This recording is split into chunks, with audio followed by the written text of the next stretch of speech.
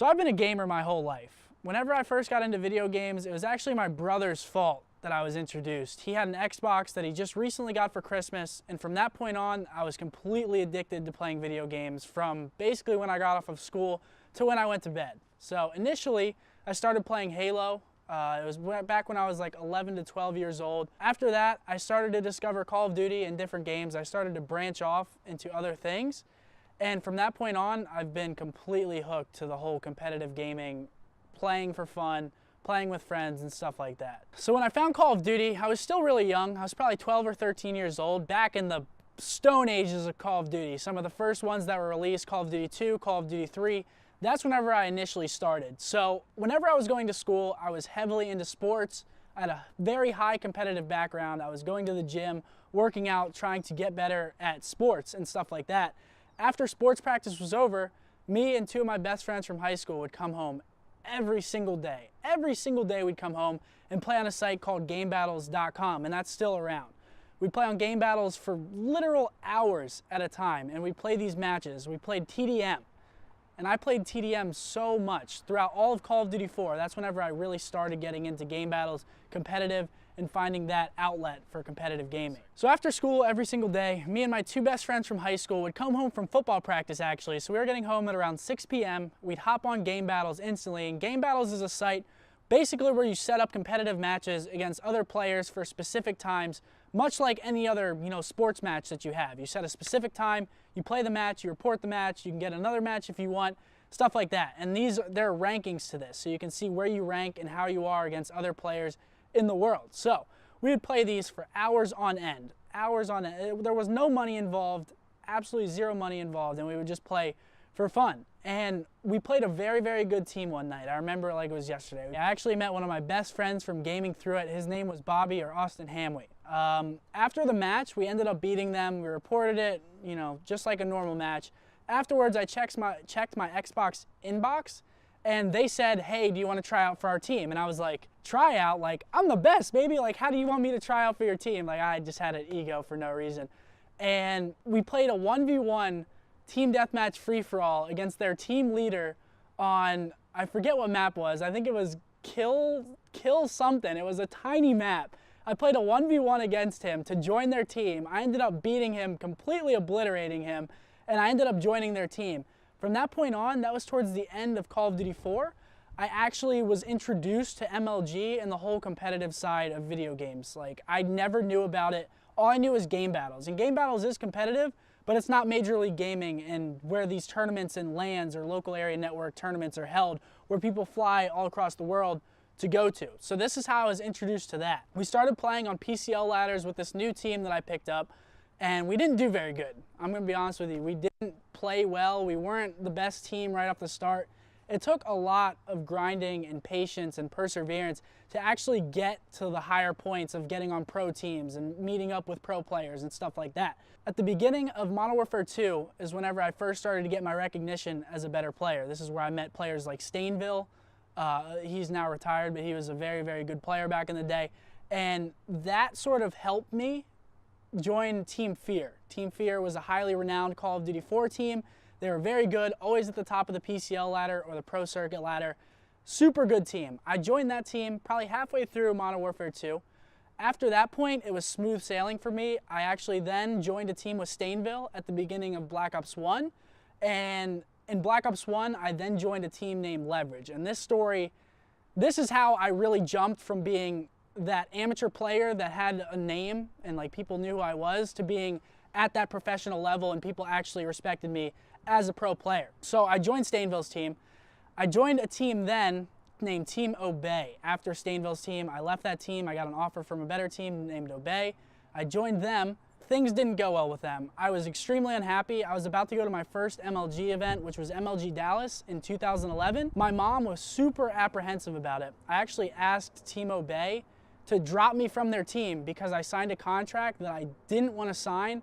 And that's a thing. Don't sign contracts unless you're 100% sure or you have someone look over it. Like, you do not want to do that. So I joined Team Obey.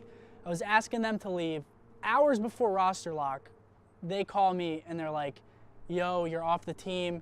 You're not on the team anymore. I was actually asleep during this. So I woke up to like 6 missed calls, like you're dropped from the team, you're not on this team anymore, look for a new team. And that's what I wanted. That's what I wanted to happen. I was sort of arrogant. I was 15, I was very young, and I wasn't very smart. So throughout my years of playing competitive Call of Duty, there's been a lot of ups and downs with different teammates, different teams, team chemistry, and basically just the way that I've bonded with teammates. And I've also learned a lot from them as well too.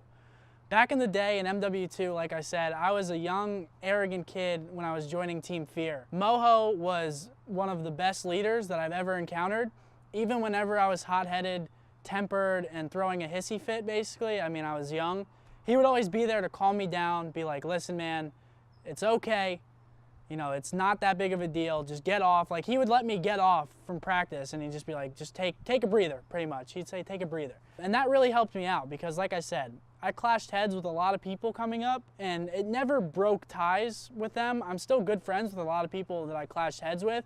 It's just when you're trying to be the best in the world and you're trying to be competitive and, like I said, be on the best team in the world, you're going to get into arguments, you're going to butt heads, but you cannot take it personally. You can never, ever, ever take it personally, because when it becomes personal, that's whenever you start to resent your teammates. And when you start resenting your teammates and getting mad at them, that's whenever teams fall apart, that's whenever egos clash, and that is just a recipe for disaster. In MW2, on Team Fear, that team was great. Why I left them? It's because Envious pretty much offered me, it was called Envious Blue, they offered me a spot, and they were a better team, and I got along great with them. Envy Blue, I got along fantastically with them. Again, it comes into play that the team that I got offered to next, which was Team Obey, they were just a better team again. And turning down better teams is the worst thing that you can do. Like, you can love these people, you can be great friends with them.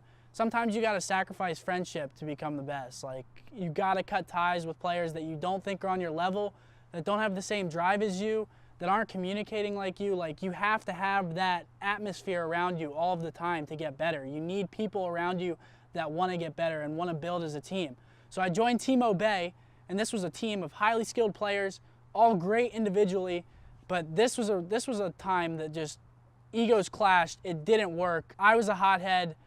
A couple of my other teammates were hotheads. We all thought we were the best in the game, and that's whenever things just didn't work. We never had somebody that was on that middle ground trying to pull us back to reality and say, listen, man, like, you're wrong. It would just constantly go on. We'd constantly argue. It would never get resolved. And that's why I wanted to leave the team. Honestly, we didn't get along. I didn't think that we were going to place well because of our egos clashing. And that's why I was like, I just want to leave the team. I don't even want to go to the event with you guys. Like, we don't get along. We don't get along very well. And it sucked because I did have a very good friend on that team. And unfortunately, things just didn't work out. Then I joined Leverage, and this was like the perfect combination. Leverage was like everything came together finally. Me and Bobby were best friends already. Aches and TP were already a duo. We all got along really, really well. We worked great as a team, great communication. All of us strived to be the best, and we were the best. We won the very first tournament, and we won another tournament after that after making a roster change. And it happens. Like, people, sometimes they just don't want to do it anymore. It's very stressful. People don't understand, like, everybody wants to see you lose sometimes, and you have to understand that the hate comes out a lot stronger than the positive things, and that's what tore that team apart, honestly. Bobby got dropped. We picked up Proofy. We dropped Proofy later after because, again, we felt that he lost the drive. We picked up Fears, and then we lost MLG Nats, which was the biggest tournament with Fears, and it was just like time and time again, people just losing the drive, losing the focus, losing the motivation to be on the best team in the world. And it sucked because the core three, we were capable of being the best. We won 2 out of the 6 tournaments, and for that to happen, it was just unfortunate. So after the 2011 season, which was Black Ops 1, that's whenever I met Hector, and that introduction to Hector was really what molded my career into what it is today. Like, Hector is basically my second dad. He always has been. He's really taught me a lot about everything, but let me talk about how I got from Leverage to OpTic. So I met Hector. I knew Rambo as well, who was the previous captain of OpTic Gaming years and years and years ago. I was good friends with Rambo. He knew that I was a good player. He knew that I had a lot of talent and a lot of potential, but it just hadn't been cracked yet. I was picked up to OpTic, and he is like my COD teacher for all time. Rambo has taught me basically everything that I know. He taught me how to play the game correctly and how to take my game from winning a couple tournaments here and there to winning a majority of my tournaments by playing discipline and playing the game the right way. So I joined OpTic after the 2011 season, going into MW3. This is where we ran into a little bit of turbulence. We actually joined a different organization at the beginning of MW3, which was Apex NA. And the reason why we joined that organization was because Call of Duty was basically dead at this time. There wasn't really a lot going on. There were a couple online tournaments here and there, but we wanted to go to LANs. We wanted to fly out to tournaments all around the world and compete for money. So Apex NA was willing to send us to Europe because that's literally the only place that there were tournaments being held. There was no MLG, no UMG, none of these pro circuits. It was just EGL and all of the tournaments overseas. So Apex NA was willing to fund us to go over to those tournaments. So we actually left OpTic, and Hector was like, we're not gonna fund you guys to go to those tournaments. We don't think that it's worth it. You guys can go with Apex NA, and after that, come back to us. We'll be willing to help you guys out. So we go to Apex NA for a couple of months. It wasn't even that long, maybe 3-4 months, just to go to these European tournaments. And we won a couple of them. We won most of them, actually. I think we won like 3 out of 4 of them. And then after that, we transitioned back into OpTic, which was at the beginning of Black Ops 2. And then basically from that point on, it's been smooth sailing. That's whenever we picked up Nadeshot for Rambo. Nadeshot really taught me a lot about the whole streaming, YouTube, and all of the social media aspects. He really showed me the way. Rambo taught me a lot about the game. And then Nadeshot was picked up for Rambo. Ever since that point, it's been just a roller coaster. I mean, Nadeshot left the team after Call of Duty Champs. After that, I was the new captain of OpTic Gaming.